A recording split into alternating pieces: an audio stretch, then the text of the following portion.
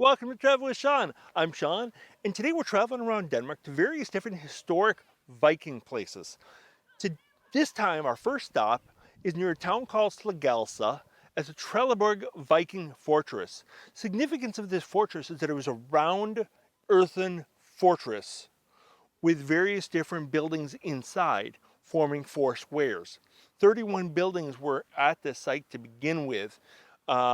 That's what was discovered when they unearthed it in the 1930s.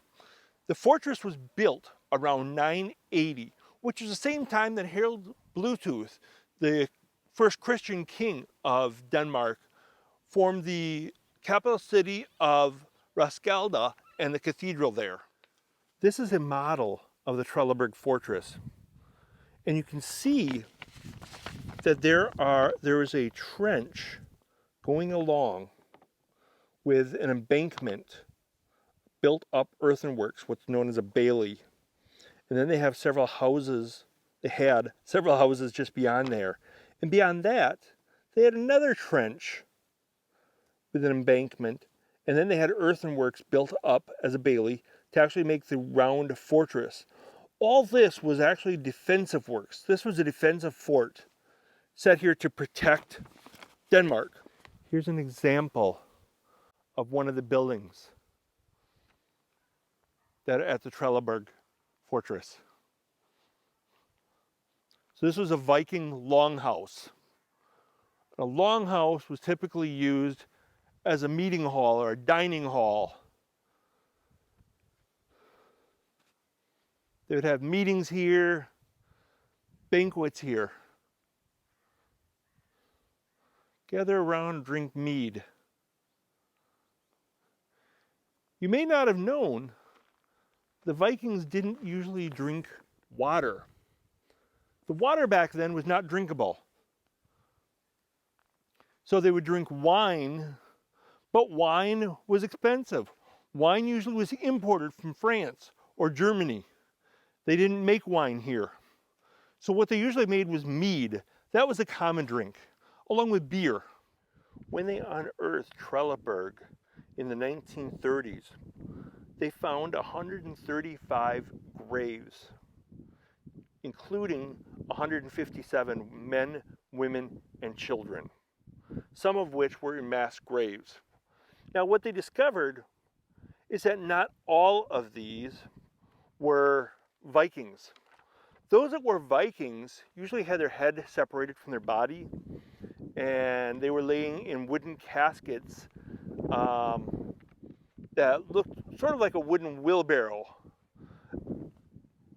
But then there were also graves here of children who were sacrificed maybe 5,000 years ago.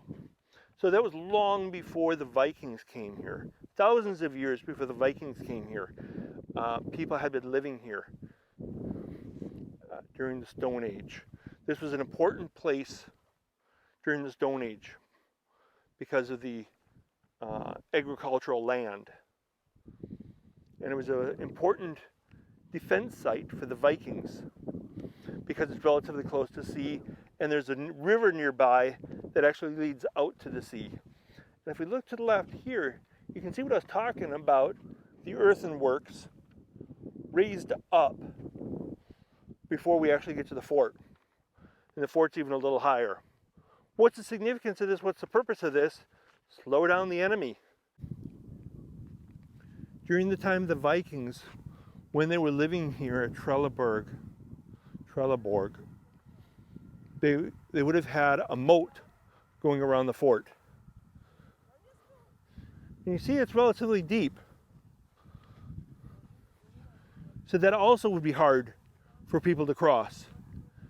And they would have had a bridge that they would have put across when friendlies were coming in or when people were leaving the fort. And then they would retract it when it's not in use, so that if the enemy arrived, it's even harder for them to get in. So then you make it across the moat. You jump in, you swim, you climb out the other side. You didn't get shot by arrows. Nobody hit you with their spear. Then you still got to come through this little gap. These markers were placed here, these stones were placed here to show the outline of buildings that they discovered, or remnants of buildings they discovered here. So they had several buildings outside the fort. Now we're on top of the edge of the fortress, and you can see those outer buildings, the outline of the outer buildings I was telling you about. You can see the longhouse in the distance. So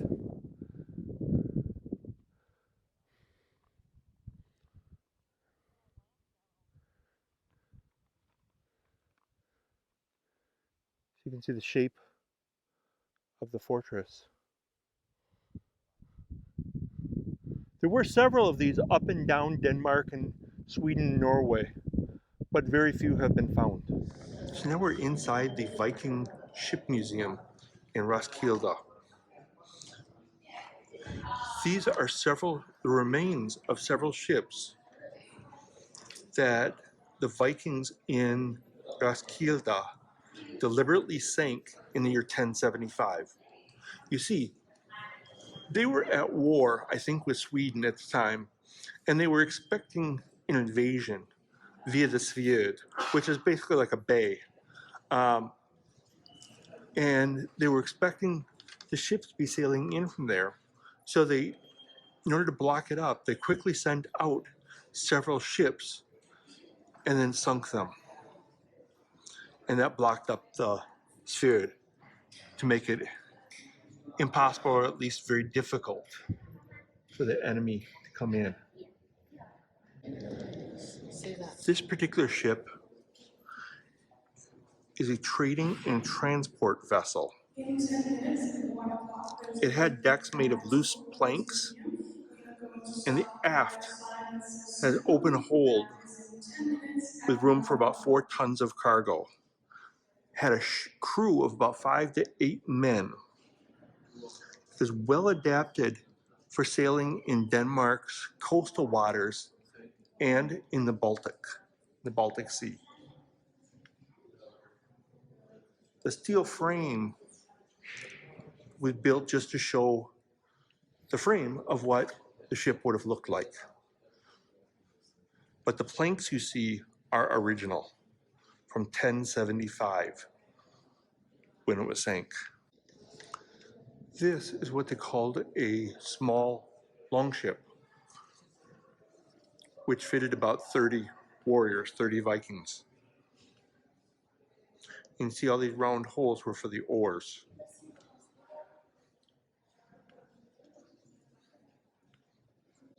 This was more of a battleship. It was a smaller among their battleships to go further away from shore.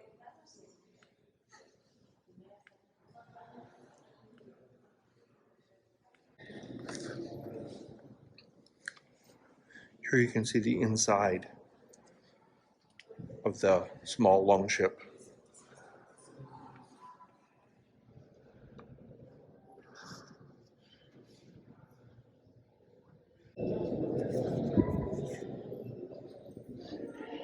Another one of the many ships that they found in this fjord. I believe there were 6 of them total. This ship was built around Oslo, Norway. It was another trading vessel built for going across longer periods of water, longer spans of water. Would hold about 6 to 8 men. And these are replicas, several different replicas of Viking ships. Many different shapes, sizes, styles, purposes.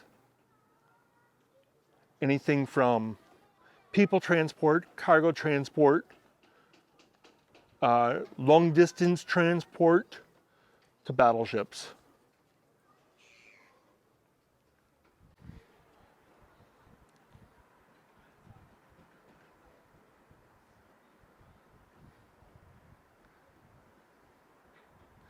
And again, these are models made similar to what the Vikings would have made. We're on the Danish mainland called Jutland in a city called Jelling, and this stone is very famous as it was put up by King Gorm the Old, who they declare is the first king of Denmark, because he says on here that he is the king of Denmark. He is the first person to declare himself king of Denmark, and this is the first mention of Denmark. He says King Gorm made these runes in honor of his wife Thera, the pride of Denmark. And you can see there's writing on the back too. This form of writing is called runic. Now, Gorm and Thera were the parents of King Harald Bluetooth, and this stone was put up in 950. Right next to the stone that King Gorm put up is a rune stone put up by King Harald Bluetooth. This is considered the baptism certificate of Denmark because he wrote on here, King Harald ordered these remembrances made for Gorm his father and Thera his mother, that Harald, who won for himself all of Denmark and Norway and christened the Danes. So it's significant not only because it's the largest rune stone in Scandinavia, but also Harald Bluetooth acknowledges that he was baptized, and that he says he baptized the Danes, and it alludes to mentions his conquering all of Denmark and Norway. So he declares himself king of Denmark and Norway, declares himself baptized, a Christian, and that all of Denmark is a Christian nation. So you can see this stone. You can see two sides of the stone that Harald Bluetooth put up. And after all these years, it's hard to make out the carvings. In the winter of 958-959, King Gorm the Old died. And when he died, he was buried in a wooden chamber. And the ceiling was made of large oak trunks. Then they covered the oak trunks and the whole chamber with boulders. Then they put grass and dirt, sod, on top of it. And eventually it grew to be this size as we see today. And they examined this mound in the 1800s and found there is a body inside, but don't know if it belongs to King Gorm. It's important to note that King Harald Bluetooth was the namesake of the modern Bluetooth technology.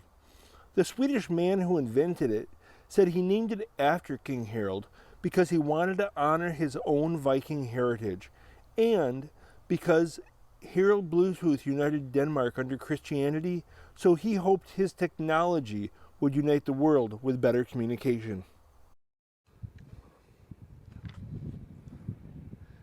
And as you can see, it's three sections of the church. This is the nave, which is normally the first part. This is the chancel, and this is the tower. In this case, the chancel was the nave of the church built in 1100, and later they added this part on, which is now the nave. And what was the nave became the chancel. Then later added the tower. Entering inside the church, that's on the spot of the memorial stones and the rune stones and the memorial mounds. This church was originally built by King Harald Bluetooth, but it was a wooden church, burned down sometime prior to 1100, and then they built another church on top of it. And they would have started with the nave, the middle part, and that is right here. Now we're at the Trelleborg Viking fortress in Trelleborg, Sweden, which is the southernmost city of Sweden. This is similar to the one in Denmark that we looked at. Trelleborg, meaning a round Viking fortress, which was unique during the reign of King Harald Bluetooth. This particular fortress was originally built in 980. I believe most of them were built around that time frame. So far, within the confines of what used to be the Danish kingdom during Bluetooth era, they found 6 of them, the remains of 6 of them. And you see this one they built, rebuilt it with the logs, and they say they used the technology and the material that would have been used in 980. And now you see after you cross the moat, you have archers on the wall and in the gate. And as you enter the gate, then there's doors that would drop, several doors that would drop, and then other doors that they would close. Takes you inside the fortress, where then you can see the longhouse, which has also been rebuilt.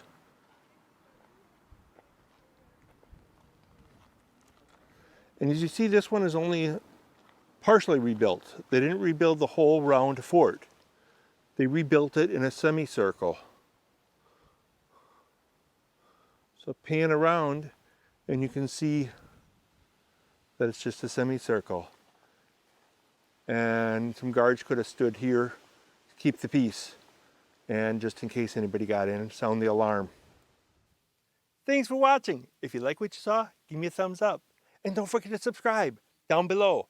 That way you can be alerted to future episodes of Travel with Sean. Thanks again.